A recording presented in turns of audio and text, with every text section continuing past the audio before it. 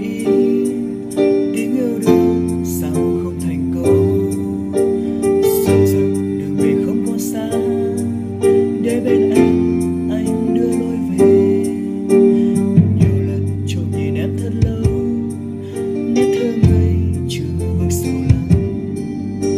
Ngàn em từ ngàn muôn ánh sao, dịu dàng mong manh em xinh như cánh hoa đào. Tình đơn phương đôi khi thấy em cười vui, lòng anh sao xuyên. Là người hay biết chăng anh đã yêu từ lâu. Ôi khi bên em thơ ngây mà dặn lòng đừng nói ra, nghe con tim chỉ nguyện hương tình xa chất ngỡ.